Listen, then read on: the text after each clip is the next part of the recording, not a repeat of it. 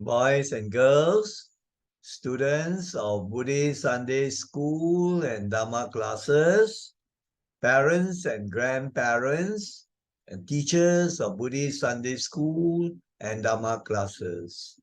May you all be well, happy, and peaceful. Today we are going to have a Jataka story. We have done many Jataka stories, but I don't think you have heard this one, which is entitled The Elephant with the Golden Tusk. Now, Jataka stories tell about the previous births of Siddhartha Gautama as a Bodhisattva. These are stories. The important thing is the Dhamma lessons we can learn from these stories. So this particular story concerns an elephant and also a lady who is associated with the elephant. Now, you can see that the texts are in English and Malay, whereas the narration and explanation are in English. Now, as I said just now, the title is The Elephant with the Golden Tusk, Gajah dengan Gading Mas. Now, we are going to have a presentation of a PowerPoint, as usual, and we'll go over the story, the Jataka story, and then we will comment on the story. And finally, at the end of the story, we will go over some important life lessons, or you can say Dhamma teachings. Now, so before we launch the PowerPoint, let me check the setup to make sure it is correct. All right, the setup is okay. Now let us launch the PowerPoint.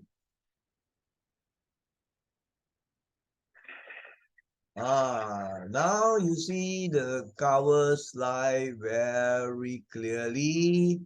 And as I said just now, the story has this title, The Elephant with the Golden Tusk. Now you know what are tusks? Now you can see from the picture here, you have the two tusks of the elephant. And usually they will be white in color. And it is made of ivory. And it's a very expensive sort of thing. They use this ivory from the tusks of the elephants to make, for example, decorative materials, right? And there are many stories in the Jataka series that talk about elephants, and this is one of them. Right. So now let us go on to the story itself. Let me go on to slide number 2.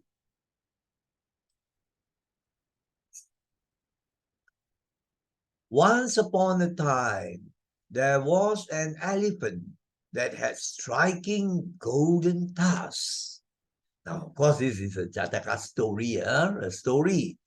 So this elephant, instead of having the usual white ivory tusk, the tusk golden, made of gold, very, very expensive, very striking, beautiful, attractive, eye-catching. That is connoted by the word striking. This elephant lived near a pond. Now, a kolam, that is the pond. And there was a house near this pond. You can see the house here is just a wooden house where the roof is made of straw, or other types of grass, dried grass. So inside the house, there lived a poor woman with her 2 daughters. You can see the picture here, right? So this lady with the 2 daughters live in this small wooden house by the side of the pond. And then you know that the pond provides water also for washing, right? Cleaning. And this family is very, very poor. Now, what is going to happen will change the fate of this particular household. Now, so you can see the two daughters, and then you have an animated image of the elephant. Now, let us now go on to slide number 3.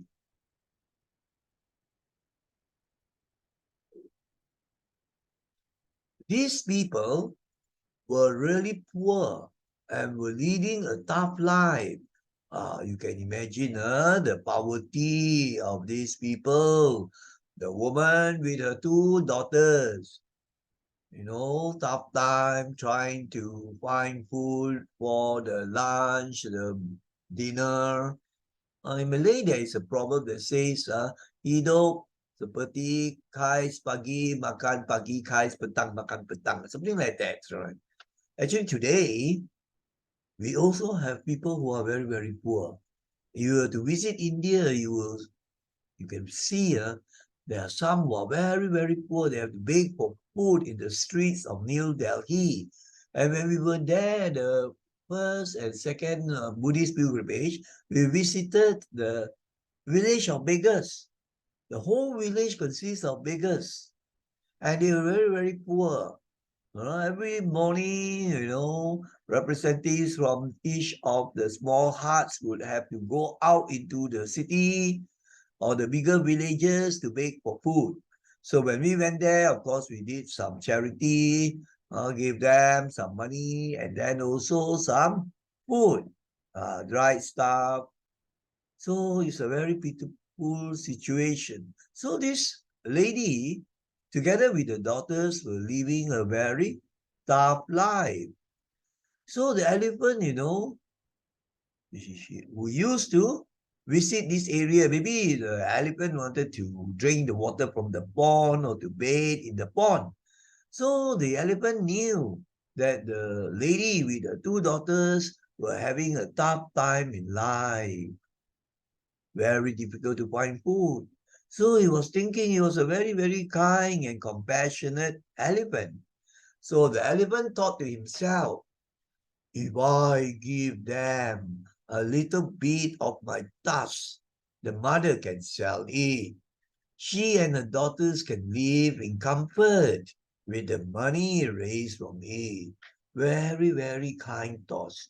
With metta and karuna, that is loving kindness and compassion. So this elephant was thinking, now I have two golden tusks. If I were to give a bit of my tusk, either the left tusk or the right tusk, then the mother can take this golden bit of the tusk, right? Part of the tusk. Then she can actually go to the marketplace in the town and sell the tusk. And because the tusk is made of gold, she will be able to get a lot of money. And then she and the daughters can live a more comfortable life with the money raised from the sale of the task, not the whole task, just a bit of the task. So that was what the elephant thought. Very kind thoughts. Compassion for the family. Compassion for the poor people. That is a very good quality. Now let us see what happens next. Slide number 4. Now where is slide number 4? Now let me show the slide number 4. That is slide number 4. So after thinking so, the elephant went to the poor woman's house. So the elephant had thought about helping this lady and the two daughters, right? So he took the step of going to the poor elephant, not the poor elephant, the poor woman's house.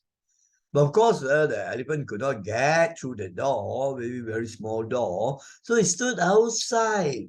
He stood outside the house.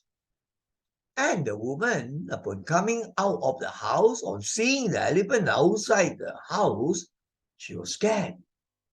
Right? A big animal, an elephant, standing outside her house. What would the elephant do? That's why she was scared. Thoughts like whether the elephant would kill them or not, or the elephant would sort of destroy parts of the house or not, went through the mind of this poor woman. But elephant was a good, kind elephant. But she didn't know that.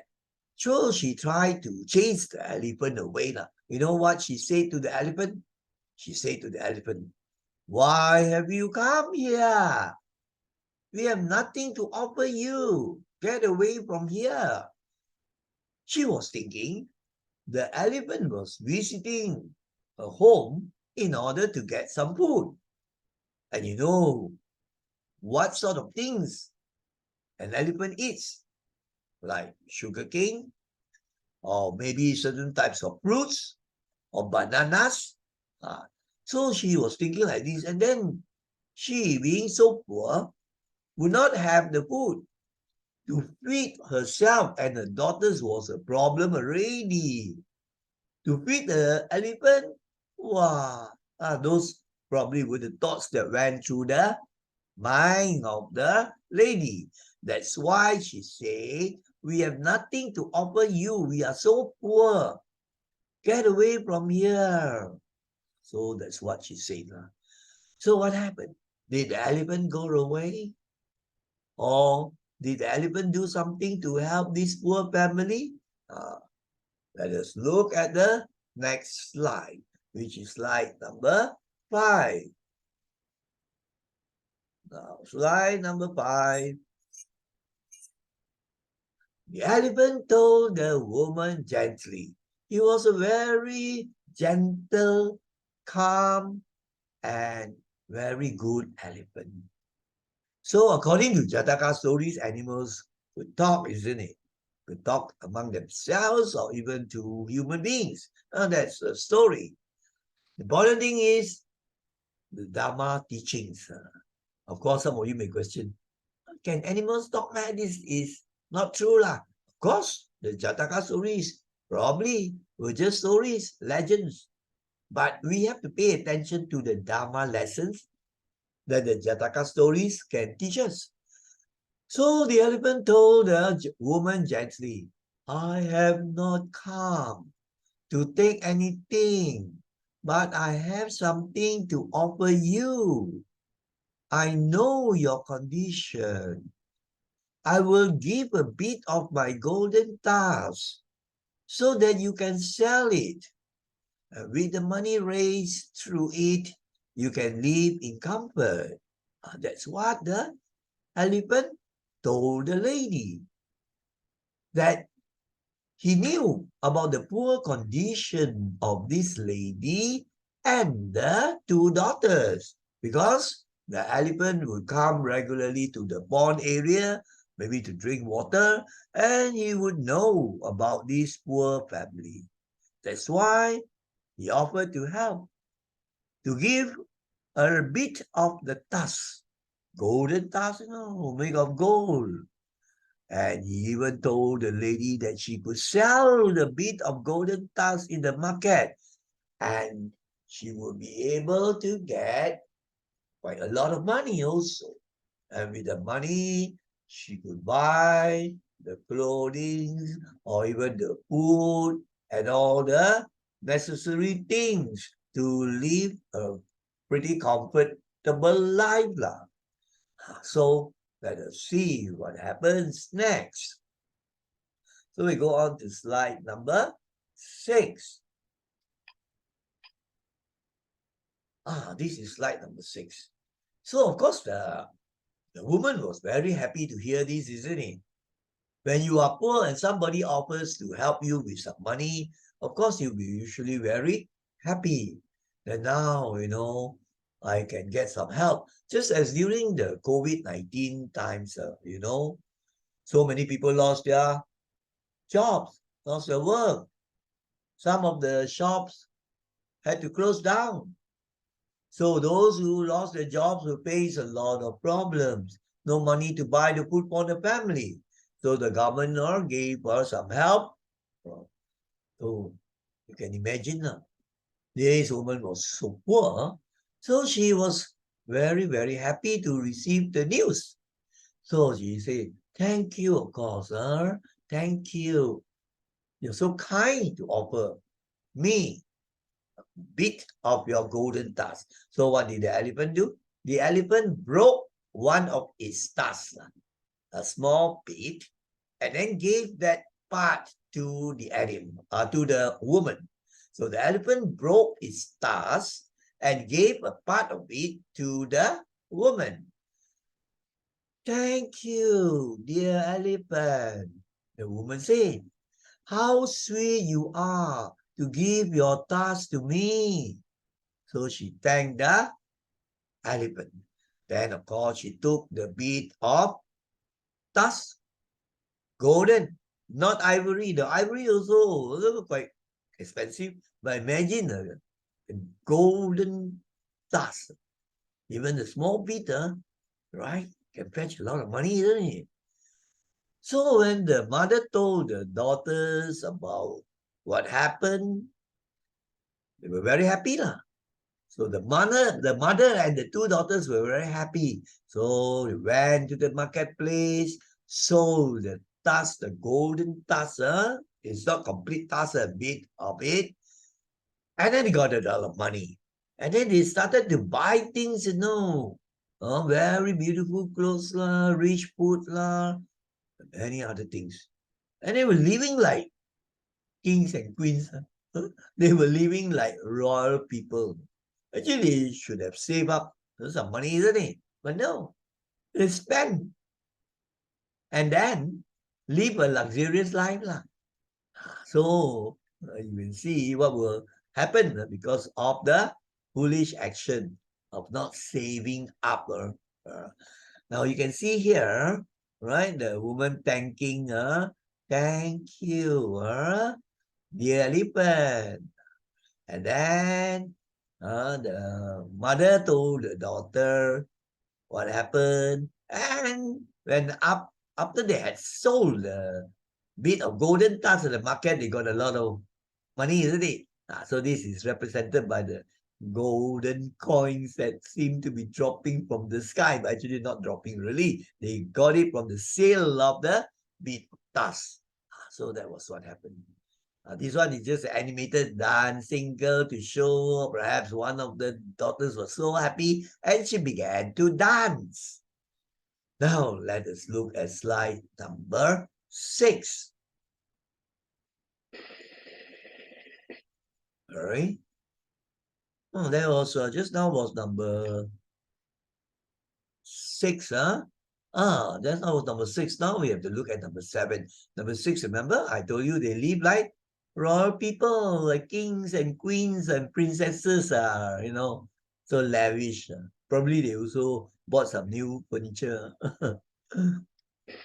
Now let us look at 7. So because they spent so much money, right?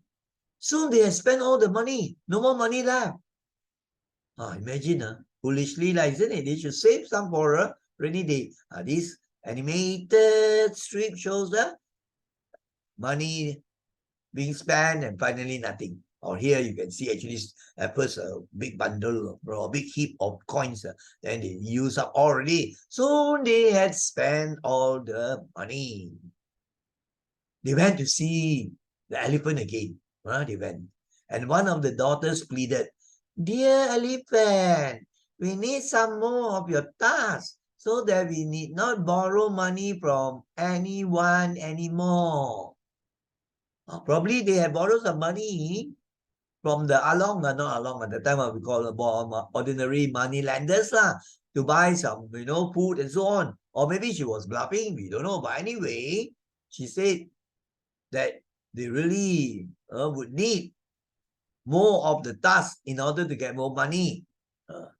And according to the girl, they had to settle their debts with the money lenders. So then after that, they did not have to borrow anymore because they got the money from the sale of the bits of Tusks, isn't it? And then there was an appeal, perhaps this was said by the mother, perhaps. Give us a little more this time, please. Then she was trying to say that what you gave me last time was not enough, so can you please give a bit more? So they got, right? They got what was what she asked. So the elephant again broke his tusk into another bit. So his tusk became shorter and shorter. The elephant got two tusks. So eventually both tusks also had to be broken off to give to this poor woman, isn't it? So let us see what happens in slide number 8 now. So when the elephant heard the appeal from the little girl and perhaps also the mother, the elephant, out of compassion, again broke a part of the tusk. Right? So you can imagine the tusk will become shorter and shorter. So the woman took the money, went back, and then they foolishly spent the money on unnecessary things again. So they went back to the elephant and appealed again. So this became a regular thing. In other words, they went to see the elephant to appeal for more tusks. A number of times, from time to time, the elephant probably might come once a day or maybe 2 days once to the pond area. And every time they would go and ask for more of the tusks. Right? And the elephant was so kind, believed them, and every time also gave pieces of his tusks to this family. Now, let us see what would happen. The elephant was very kind and compassionate. These two, this lady and the two daughters, did not know how to think wisely. So the mother and her daughters were leading their life luxuriously, as if they are very wealthy people, but actually they just got the money from the sale of the tusks. And actually, you must realize that the money can be used up, So actually, because they got a number of times bits of the tusk, which actually made of gold, so they got a lot of money from selling the tusks at the marketplace. So they actually at first could lead quite a luxurious life. But then as time went by, this is something you have to reflect upon. The mother became greedy and wanted to get all of the tusks. Wow, and this actually what happens even today, People who are really very rich and still very greedy, wanting to get more money. And the sad thing is they did not work hard to get more money, but they use the crooked way, makan suap, corruption, and some are cheating people, scam. So you can imagine today you still have greedy people. So as time went by, the mother became greedy, wanting to have more. And she told the daughters also. Actually, you know what she wanted to do? She wanted to get all of the tusks. Right? Whatever tusks available still, get them. That was what the mother was thinking. Now, so this cartoon shows how the greed comes, and then you're just thinking of money, thinking of wealth only. You never think of other people or thinking of the welfare of the elephant. So let us see what happens next. In number 10 now. Number 10. So she was thinking about this, and then one day she said to one of her daughters, probably the elder one, right? Now, we must not trust this elephant anymore. For one day he may go away and never come back. If this happens, we will be poor again. So the mother gave her reasoning. You say, whenever the animal comes, we ask for a bit, and then we can still get the money. But what happens if one day, very soon, maybe another few days time, he may not come again. He will never come back again to the pond. And then what will happen? Our money also will dwindle away already. So what we should do is, the next time the elephant comes, we will take all the remaining tusks, right? The two remaining tusks. Of course, chop into bits already. Certain parts are the sharp pointed end one are probably gone already. But still, you have the remnants in it. Wow, this lady has such thoughts, So let's see what happens in number 10 now. Just now was number. Just now was number 10, where the lady said that the elephant might not come back, So that's why she planned to take the tusk by force. The next time the elephant visited them again. So let us go to number 11 now, actually. This is 11. So when the daughter, one of the daughters heard this, the daughters was quite surprised. They're young, innocent people, not crooked, greedy thinking. Because the mothers said that she would take the remaining task by force. So the daughters was thinking, probably our mother would kill the elephant, And then after that, by force, cabut, take out the remaining task, So the daughter exclaimed, Mother, this will hurt the elephant. We should not cause any pain to him. This little girl actually got some compassion. The time they didn't have really very, fantastic weapons to kill the elephant and then get out the task. The lady was just planning to pull with all her might, pull out the task like that, Or maybe she might have, certain types of tools, maybe a very sharp knife. That also would be difficult, or saw, or whatever. But actually, this would cause pain, actually, especially when you pull with great force, right? So the daughter exclaimed, Mother, this will hurt the elephant. You by force taking out the ivory, and it might bleed, and then blood will come out and the elephant might die. And we should not cause any pain to him. But the mother, conquered by greed already, the Mara's force of greed, she was determined to have her way. And she being the adult mother, the children's daughter is much younger, would have no say, isn't it? So she was the one that made the decision. She wouldn't want to listen to the advice or the kind words of the daughter. So, not long later, perhaps 1 or 2 days break, the next time the elephant came along, you know what this woman did? She caught the elephant by holding on to the two tusks very tightly, and then started to pull and pull. It was very, very painful, isn't it? It was very, very painful. So she wouldn't let go. Perhaps this elephant was not that old also, right? Maybe a young elephant only. The elephant felt the pain because, when somebody, pulls at you, and in this case, pull the tusk, So, of course, there will be pain. So, the elephant gave a huge cry because of the pain. Somebody pulling very hard at the tusk. So, the elephant gave a kick at the lady. Of course, the elephant had to protect himself, isn't it? So, he kicked the lady, and the lady fell down. Did not die, The lady fell down. So, that was what happened. So, from here, you can see what greed can do to a person. You can lead a person to do very cruel things, no compassion. And you can lead a person even to kill.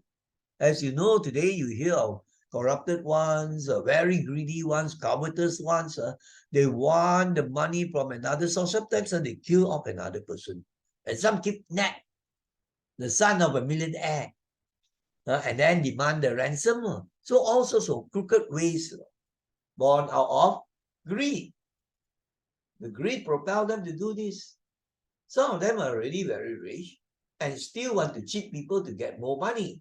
As you can read in the news about so many corrupted ones, politicians or people of other professions also, engineers, architects, that sign off the plans certifying that they are correct, okay, but actually there are weaknesses or there are mistakes.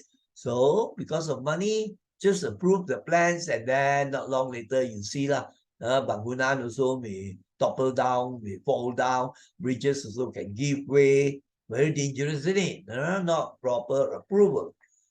So let's see what happens now. The lady was pushed by the elephant because the elephant felt the pain. So she had to release her grasp onto the golden tusk. So she fell on the ground. Couldn't get any more of the golden tusk. Because the elephant just gave her a kick, virtually, So let us see, right, what happens next. And that is slide number 12 now. So the elephant, right, now the elephant got up already. Just now probably was at the lower position for the for the lady to pull at the two tusks. So now the elephant had pushed the woman down already, right? So the woman was no threat to him already. Then the elephant in the way scolded the woman or gave her a piece of his mind, we can say, to tell her about her wrong. The greedy lady, I wanted to help you, but you want to kill me instead. You wanted to kill me to get the remaining parts of my two tusks. And I felt very great pain, of course. That's why I pushed you back. You never thought that whenever you wish for parts of my tusk, I never disagreed. I used to give a part of my tusk to you. But you were not contented. You had so much and you wasted the money away. You have no gratitude. I'm not going to give you any more. I'm going away from this place and will never come back. The place actually just, had this hut lived by the lady with the two daughters. Maybe the next kampung was a distance away. So I will not come back already. You have no gratitude. You are not grateful for the help given to you. So the elephant actually taught some good Dhamma to the woman. So then the woman realized this already. A woman was sitting on the floor being pushed down onto the ground by the elephant. So now you have number 13. So this mother felt very sorry, right? She really felt very sorry for that moment. But we wouldn't know whether she would change or not, isn't it? So the mother felt sorry and apologized for the mistake committed by her, I'm sorry, dear elephant, please forgive me. So now did the elephant forgive her? Would she attempt to kill the elephant again? This reminds me of a story about the genie and the fisherman, I posted this before, I think, about how the fisherman found a small bottle with a stopper. And the fisherman, being curious, opened the bottle, taking out the stopper, and outshot the genie, isn't it? So at first the genie was angry. Yeah, I was locked for many, many years, At first I wanted to reward the person who freed me, But I waited for so many years, already nobody came. Now I got very angry. Whoever let me out, I'm going to kill the person. Wow, this fisherman, poor fisherman. He was really poor also. He lived with his wife and perhaps one or two children. So he was very scared. He couldn't lawan the genie. The genie so mighty, so powerful to kill him. Right? So then the fisherman got to think of a way to trap the genie. He could not fight the genie. If you were to fight the genie would just catch the fella with his hand and just kill him off by pressing the hand, isn't it? He's so small compared to the genie, which is so large and powerful and energetic. So then he tricked the genie. I just tell you, because this story is coming to an end, so I tell you this story as a digression. So the genie said, you say that you come from the bottle, the small bottle. I don't believe you.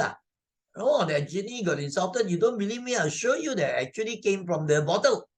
So the genie used his force, went back to the bottle, and the fisherman quickly stopped her, closed the bottle. So the genie was trapped already. Right? So now the genie, right, appeal say tolong lah, let me out lah, bebaskan saya lah. If you let me out, then I will give you 3 wishes, and this will come true. You will become rich and whatever rewards you want lah. Now the fisherman was in a dilemma lah. I didn't know what to do. If we were to let the genie out, the genie did not tell the truth, he will be killed. That situation is called a dilemma. So the elephant also was not sure whether this lady would change her mind. The genie story, you want to know what happens, you go and check lah. So the elephant, before leaving the place, said, the elephant did not trust this lady lah. So the elephant said, no, I will leave this place because you all have not been grateful. You should never be greedy. I will not come back here anymore. So the elephant left this place. So the woman, full of regret, remorse, very sorry. If she had been contented with what she got, she actually could lead quite a nice life, not poor, right? Slowly, you can survive, more comfortable. But she spend the money together with the daughter, spend the money all in a foolish way, you see. So that's why she regretted. Of course, the story ended just like this. What happened next, not mentioned in the story. But the important thing is that this lady learned a lesson. She was greedy. And the consequence is no more help from the elephant anymore. Because the elephant said that he will not come back anymore. So that concludes actually the story. So here I put one, this one actually is not a woman, looks like a child, but anyway the message, I'm sorry, please forgive me. Actually you find in our lives, sometimes you meet with acquaintances or maybe some superficial friends, and the friends have done something bad towards you, either cheated you of the money or lie about your character or whatever. And then later on, your friend came to apologize and say, I'm sorry, please forgive me. Now the thing is, would he do bad things again or not? Right? So it's very tricky sometimes. But the general principle is we have to forgive people, right, who have made mistakes. Because we too ourselves have made mistakes, right? So forgive the person. Just as, remember the story of Angulimala, the robber that killed hundreds of innocent people, right? So he killed until 999. He wanted to kill the Buddha to make the garland of 1,000 fingers, So in the end, you think Buddha converted him in the sense that Buddha gave him some Dhamma. And he could realize the Dhamma. Then you might wonder, how come a murderer, can change, man? This one you have to understand past lives, though. Past lives, he might have got some good karma already, you see? So it could change. Nothing is fixed.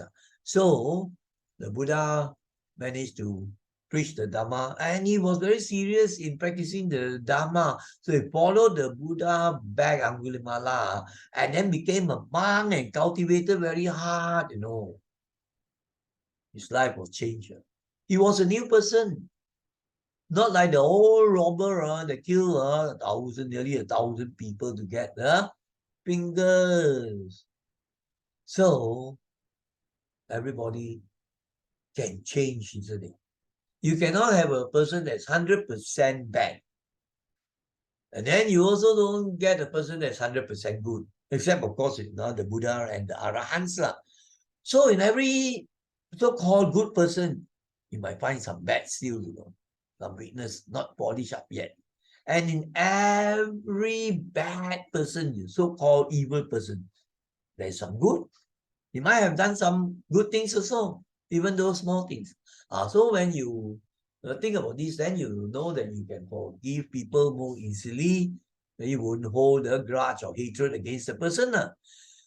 But this story shows that the elephant decided to leave the place and not to come back because of the ungrateful and greedy lady. So now let us go on to the last slide, which is a very important slide to learn the Dhamma lessons. Now, so this slide, as you know, a very important slide to tell us or to teach us the life lessons. You can say life lessons or Dhamma teachings or moral lessons. And these life lessons are not just like your academic subjects. You study mathematics, right? Or you study geography. These ones are very important lessons that help you to live your life more peacefully and more happily. Isn't it? More meaningfully. That's why it's very, very important. Right? Dhamma lessons. Right. So, in Malay, we say pelajaran hidup untuk dipelajari lah. So now let us look at these 3 lessons that we have to reflect and then understand and try to practice. Then only you will be able to attain more peace, happiness, and wisdom in your life. So let's see what is the first story. First lesson, not story, isn't it? Let us look at the first lesson. It is wrong to be greedy. That's right. With this lesson, event it centers on this greed. Right? So you find greed can lead you to much suffering. Some people don't see this. They think, if I'm greedy, it's okay, ma. I can get more things, ma. More things to enjoy. And then also I can get more things for my family members. But he doesn't think that if he were to cheat other people, to swindle other people will suffer, isn't it? So the principle is, if you cheat or swindle another person, you are going to get the bad consequences. You know the important principles of the karma? Good begets good, bad begets good. And greed, which in Pali is called lobha, is the first mental poison in the mind. We have 3 mental poisons of the mind that cause the suffering to us. The first one is greed. This is the one the story is concerned about. Then you have the other 2, the second being anger or hatred, lobha. Dosa. The first one, greed, is lobha. And the third one is delusion, not understanding the true things, not understanding what is good, what is bad, doesn't even accept the law of karma. This is, in a way, stupidity, foolishness, delusion, having the wrong view and attitude of things. So these are 3 mental poisons that cause the dukkha or suffering. But we are concerned with greed. There have been many, many stories in Jataka showing the danger of greed. A person who is greedy, he might enjoy himself for a certain time, enjoy the wealth that he got by crooked methods. Out of greed, people have killed. People have tortured other people.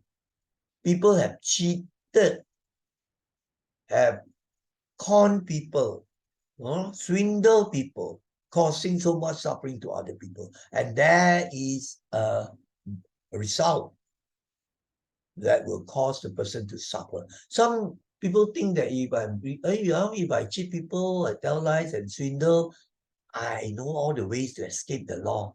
So he thinks he can escape lah. He won't be caught and get punished by the law lah. But he doesn't realize that this life is not the only life.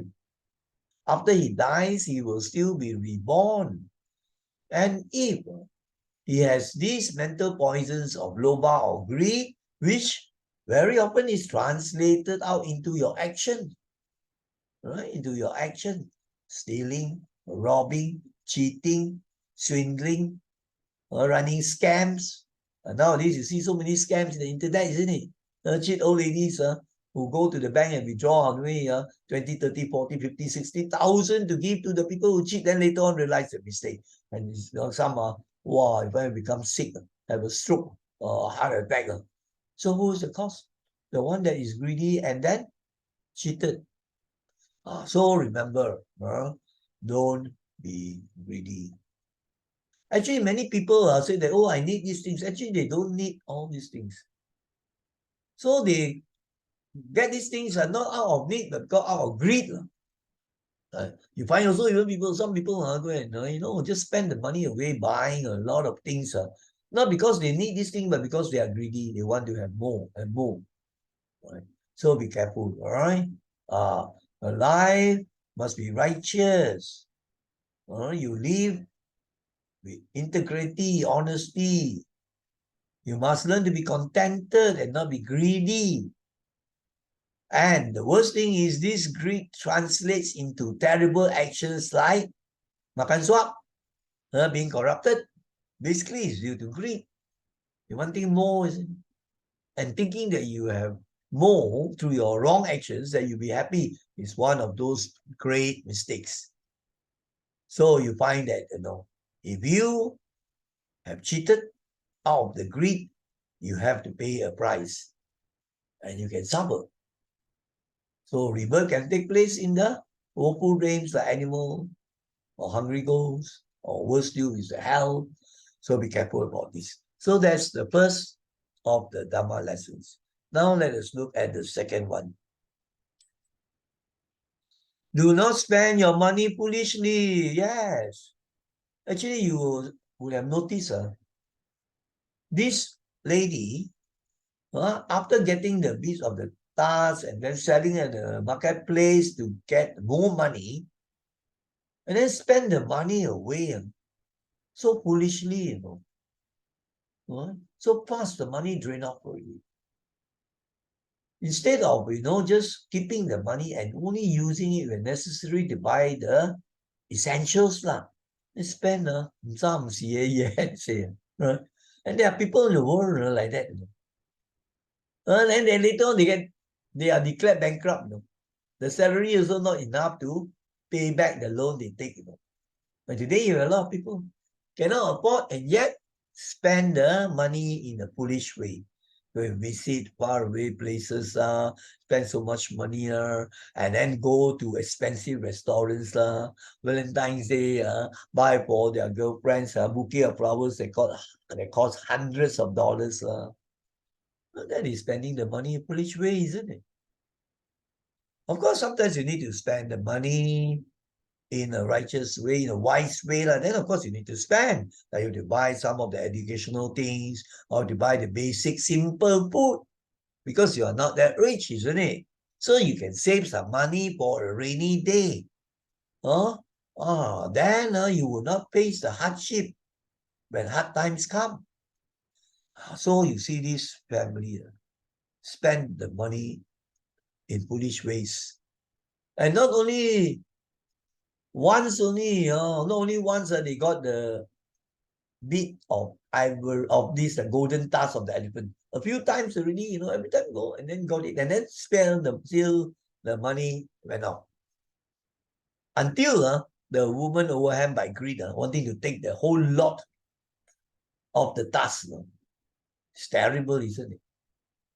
So you find when a person is conquered by the Mara force of greed, his good qualities all go down.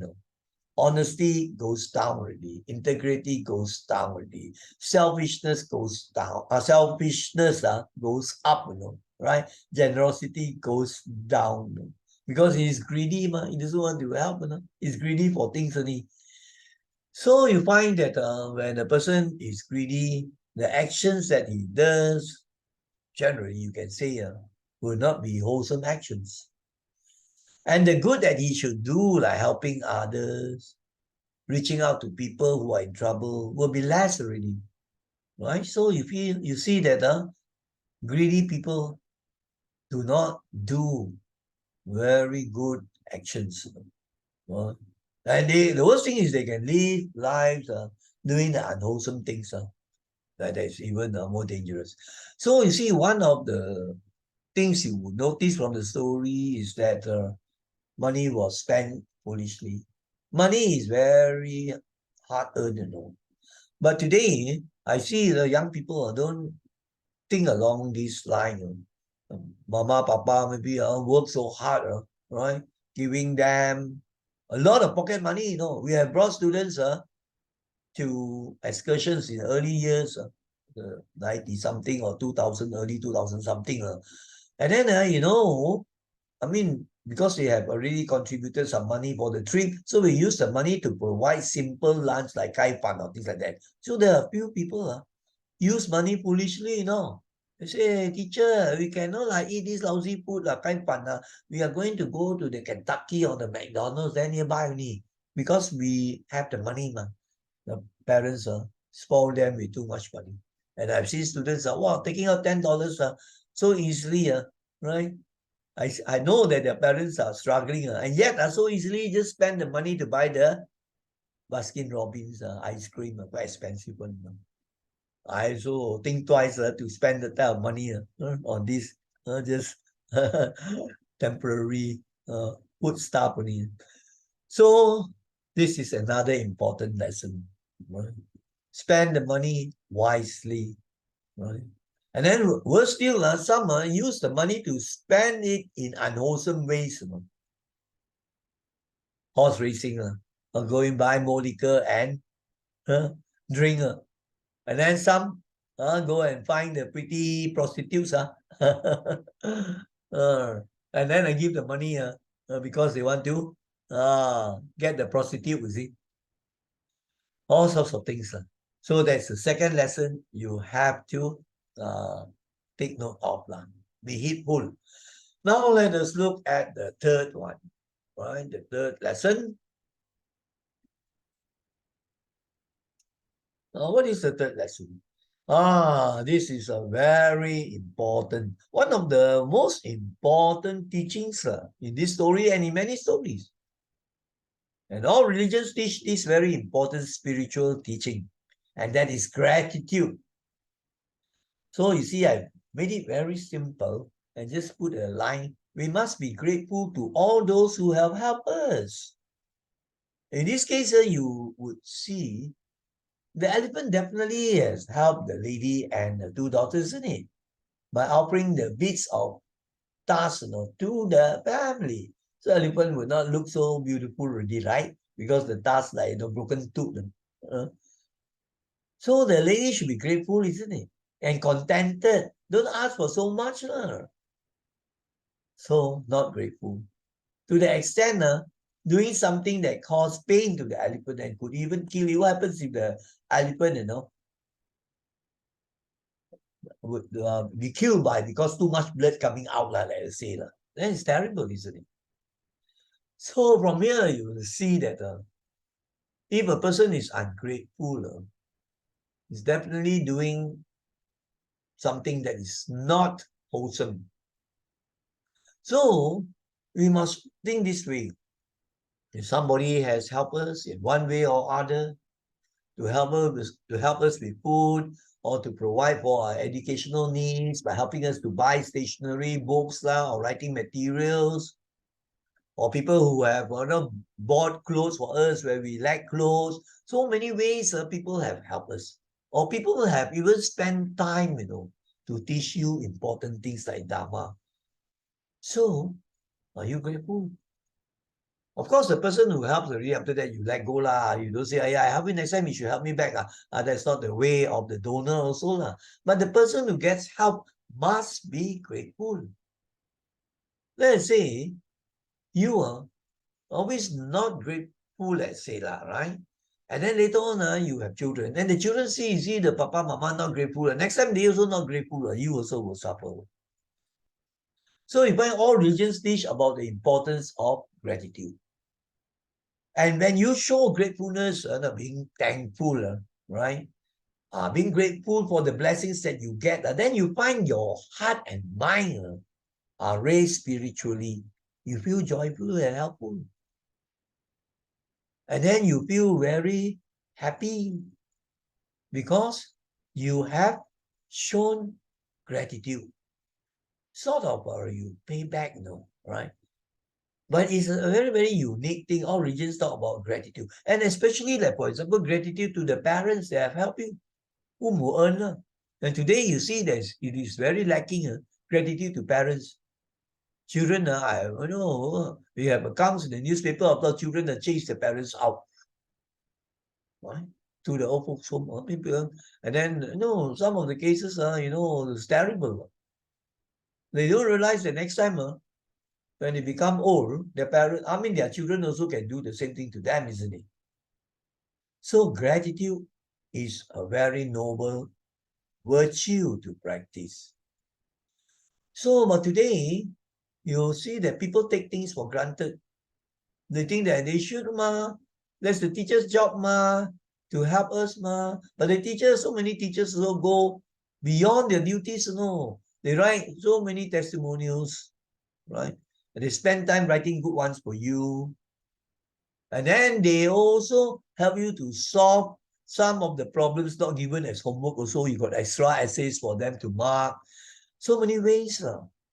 But how many do show the gratitude? And it's a kind of sad state of affairs. Right? I know, I have experienced this also. You send some of the young people some, presents, maybe e-books or things like that. They don't even acknowledge. They don't even let alone say thank you. They don't even say that they have received this, right? They just keep quiet. So that is not a very good practice. And the Buddha in one of the scriptures actually mentioned this. I mentioned this in many talks before also. That in the world, very difficult to find these two types of people. What are the two types? One, people who are naturally, spontaneously very kind and willing to help without even being asked. Very spontaneous, just out from the good heart, they are willing to help, to serve, to do the dana without being asked by your elders or the superiors. No, not easy to find. Very true. Today, you see so many Buddhist organizations lack volunteers, people who would come forward. How can I help? Can I volunteer to be a Sunday school teacher? Or can I volunteer to help in the kitchen? Not many. Just look at the Buddhist Association library. When we started off at the time, we could get 60 volunteers to run the library 7 days a week, afternoon, night. Saturday afternoon, Sunday morning and afternoon, and Monday to Friday afternoon and night. I remember that because I was placed in charge to run the library. And then later on, with all those distractions coming out, YouTube lah, Facebook lah, and then all the gadgets lah, smartphones lah, laptop lah, tablets lah, whatnots you have. Today people are caught up in this to satisfy themselves, to make themselves happy, they say. So not so willing to help, to, you can say, to pay back society that you've got so many things already, isn't it? Like, even Buddhist Association has helped in so many ways, isn't it? Giving free guidance classes and whatever way. Of course, we don't expect anything, but it's a duty actually of those who have been helped to repay. And that is a good meritorious action. So we don't have that. So this is the third Dhamma lesson that you have to think about, contemplate, and to practice gratitude. to your parents, to your teachers, to your grandparents, to all those relatives who have helped you, to all your good friends and your teachers and the monks and nuns that have offered you help. There's so many ways you can show gratitude. All right. I also posted on these 7 ways where you can help and do dana without costing any money. All right. Doesn't mean that always must give money only, Not that, Gratitude can even come by just sending kind words to a person, wishing a person during the first birthday or teacher's day or mother's day or father's day. So many ways, but they only will do it for Valentine's Day because of the blur one, that special girl, isn't it? I've seen some boys, digging out money, $100 from the parents to give Valentine roses to the girlfriend. That actually is not really showing gratitude. That is being caught in romance. Right. So now we have come to the end already. So before we say sadhu 3 times, I would like to take this opportunity to thank all of you, boys and girls, students of Buddhist Sunday School, parents and grandparents, and also the teachers of Buddhist Sunday School.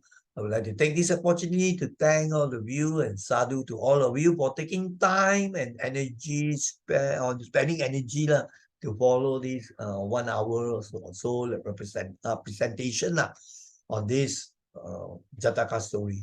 So let us now put our hands together, folded palm, and say sadhu 3 times.